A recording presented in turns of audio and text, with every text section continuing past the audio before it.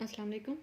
अब हमारा last topic इस चैप्टर का रह गया है रिपोर्ट्स वाला। ठीक है, रिपोर्ट जैसे हमने फार्म की, हमने यूजेस एडवांटेजेस क्यूरी टेबल वगैरह की पढ़ी, इसी तरह फार्म इसी तरह रिपोर्ट के भी दिए हुए हैं कि is the output of the database application the user can generate different types of report by manipulating the database. The information on the report is arranged in different styles. The information displayed on the report can be form one or multiple tables और queries. ठीक है, ये हम पीछे पढ़ चुके हैं कि रिपोर्ट क्या होती है। आपके पास जो है वो आपके डाटाबेस की आउटपुट होती है कि जब आपने अपना रिजल्ट आगे कहीं शो करवाना होता है, किसी को भेजना होता है, तो आप बजाय इसके कि टेबल फॉर्म या क्यूरी उनको दिखाएं, आप क्या करेंगे, उनको अपनी रिपोर्ट दिखाते हैं। ठीक है, तो रिपोर्ट जो है वो ज़्यादा फिर वो अंडरस्टैंडेबल होती है, किसी बंदे को समझने में ज़्यादा आसानी होती है कि रिपोर्ट आपके पास जो है वो क्या क्या रिजल्ट आपके इस डाटाबेस में या क्या क्या चीज़ें mौजूद हैं या क्या आपने रिजल्ट जनरेट किए हैं, क्या इन्फॉर्मेशन एक्सट्रैक्ट की है। ठीक है, तो रिपोर्ट असल में आपकी एक आउटपुट होती है। ठीक हो गया। The user can generate different types of reports by manipulating database, यानी कि आप डिफरेंट या के टाइप्स हम पढ़ेंगे, दो तरह की होती हैं, कॉलमनर और टेबुलर, दो तरह की रिपोर्ट्स आप जनरेट करवा सकते हैं। ठीक है, इन्फॉर्मेशन आप डिफरेंट तरीक़ों से अरेंज भी कर सकते हैं। ये आप जब करेंगे तो आपको ज़्यादा आसानी समझ आ जाएगी। फिलहाल आप डेफिनेशन ही करें।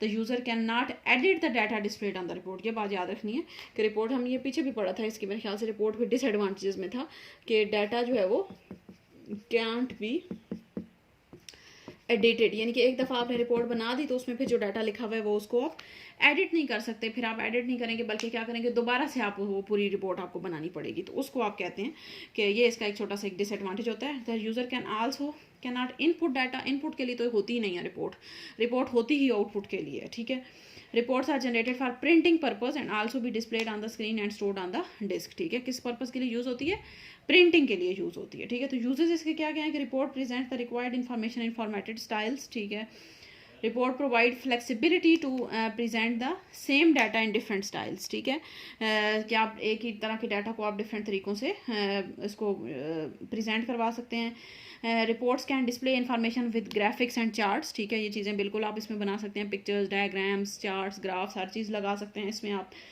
Reports are very important in making important decisions. ठीक है, इंपॉर्टेंट डिसीजंस ज़ाहिर है जब आप रिपोर्ट होती क्या आउटपुट, तो आपने कोई भी डिसीजन लेना होता है तो आप हमेशा आउटपुट की बेस पे ही लेते हैं। तो आउटपुट होगी तो आप उसकी बेस पे इंपॉर्टेंट डिसीजंस ले सकते हैं। Reports can be use to improve the database application and reports can display a result of a query. तो ये इसके जो है वो यूजेस हैं, यानी कि असल इसका मकसद यही है कि आप अपनी आउटपुट या जो भी आपका रिज़ल्ट है आप उसको आसानी से रिपोर्ट की फॉर्म में डिस्प्ले कर सकते हैं, किसी के आगे उसको प्रेजेंट करवा सकते हैं। तो ये इसका जो है वो सबसे मेन जो इसका पर्पज़ है वो यही है रिपोर्ट का। ठीक हो गया। अच्छा, अब आगे है स्टैंडर्ड टाइप्स कौन कौन सी हैं MS एक्सेस में रिपोर्ट्स की। तो दो तरह की होती हैं, जैसे हमने फॉर्म की 4 टाइप्स पढ़ी थी, इसी तरह से रिपोर्ट की हमारे पास 2 टाइप्स हैं। पहली है हमारे पास कॉलमनर।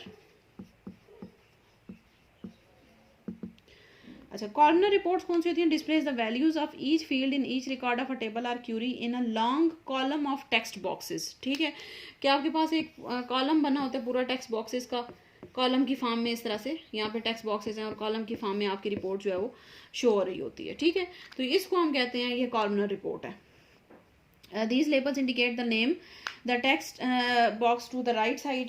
ठीक है, तो columnar report spread the information for a single record for over many rows. ठीक है, यानी कि एक ही रिकॉर्ड की जो इन्फॉर्मेशन होती है वो मैंने, जैसे फॉर एग्जांपल यहाँ पे पहले मैंने लिखा नेम, आगे जो है वो नेम आपके शो हो रहे होंगे, फिर आगे रोल नंबर है तो अगला फिर कॉलम आएगा उसमें रोल नंबर शो हो रहे होंगे। ठीक है, तो यानी कि काफ़ी जो है वो लंबी जो चली जाती है कॉलमनर रिपोर्ट। तो फिर आपने इसकी डेफिनेशन क्या करनी है कि values of each field in each record of table or query in one long column of text boxes. ठीक हो गया। तो जो टेब्यूलर रिपोर्ट होती है वो क्या होती है, provides a column for each field of the record in rows under columnar heading. Tabular report बिल्कुल वैसी ही है जैसे कि टेबल, हमने टेब्यूलर फॉर्म पढ़ा या टेबल पढ़ा, तो ये बिल्कुल वैसी ही होती है। टेब्यूलर रिपोर्ट हमारे पास क्या होगी, जिसमें आपके पास जो है वो इस तरह से टेबल की फॉर्म में आपकी रिपोर्ट होती है, यानी कि यहाँ पे आप इसको अपनी मर्जी से, जरूरी नहीं है कि पूरा टेबल ही आपने बनाया, इसमें कलर्स आप लगा सकते हैं अपनी मर्जी से अरेंज कर सकते हैं। ये बीच में आपने ये जो लाइन लगी है इसको 2 लाइनें इस तरह से करके लगा दें। ठीक है, यानी कि आप अपनी सेटिंग इसकी अपनी मर्जी से कर सकते हैं, कलर्स वगैरह चेंज कर सकते हैं, हर काम कर सकते हैं।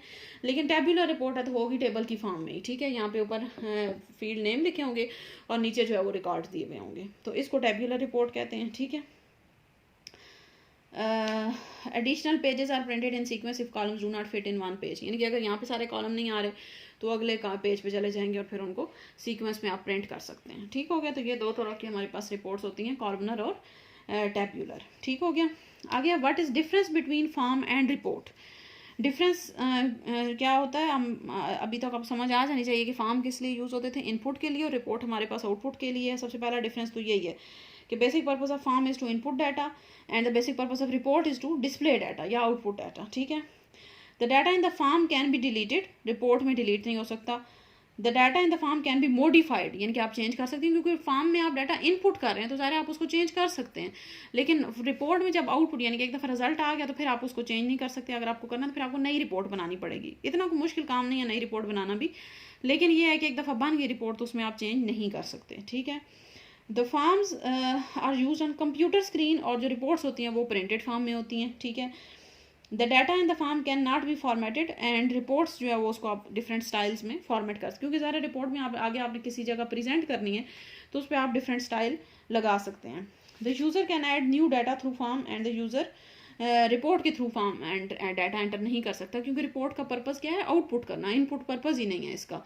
तो इस वजह से वो इनपुट आप सिर्फ फॉर्म में कर सकते हैं, रिपोर्ट में नहीं कर सकते। ठीक हो गया। तो ये इनके बीच में डिफरेंस है, ये इंपॉर्टेंट टॉपिक है, अक्सर शॉर्ट क्वेश्चन में आ जाता है कि right difference between forms and report. तो ये आपको 3-4 डिफरेंसेस इनके पता होने चाहिए। ठीक हो गया। अच्छा, नेक्स्ट हमारे पास जो है वो ऑटो रिपोर्ट है, इसको छोड़ देंगे, प्रोसीजर है। ऑटो रिपोर्ट का मतलब होता है creates a columnar report based on the specified table और क्यूरी। ठीक है। बस ठीक है, आगे प्रोसीजर इसको रहने दें। आगे भी फिर procedure to create single table report, आगे है procedure for creating 2 table report, इसको भी छोड़ दें। Procedure for creating a report in design view skip कर दें। आगे हाउ रिपोर्ट्स आर प्रिंटेड, इसको भी स्किप कर दें। लिंकिंग को भी स्किप कर दें। आगे आ जाए स्विच बोर्ड पे। स्विच बोर्ड की भी हमने प्रोसीजर नहीं देखना, सिर्फ डेफिनेशन देखनी है। Switch board is a form, switch board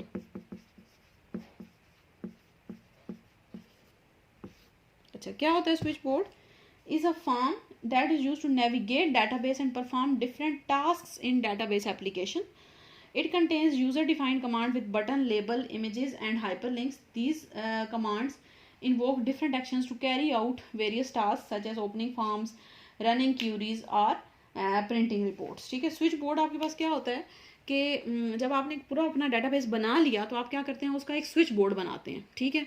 switch board आप इसकी डेफिनेशन देखें, इज अ फॉर्म, यानी कि एक फॉर्म होता है, ये रिपोर्ट नहीं है, फॉर्म है। ठीक है। ये टॉपिक असल में फॉर्म के नीचे अंडर में आना चाहिए था, इन्होंने एंड पे ऐसे ही अलग से एक टॉपिक दे दिया।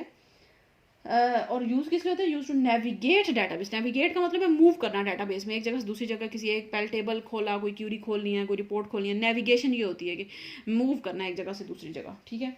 And perform different task in database application. तो मैंने अब फॉर एग्जाम्पल मैंने एक बेकरी का डाटाबेस बनाया है, उसके अंदर उसका मैं एक स्विच बोर्ड बना लूँगी, यानी कि मेन जब भी मैं वो डाटाबेस ओपन करूँगी तो मेरे पास क्या ओपन होगा, उसका स्विच बोर्ड ओपन होगा। ठीक है। अब इस स्विच बोर्ड के अंदर क्या क्या चीज़ें शामिल होंगी, फॉर एग्जांपल यहाँ पे मैंने कोई पिक्चर दरमियान में आप लगा दें उस बेकरी की। ठीक है।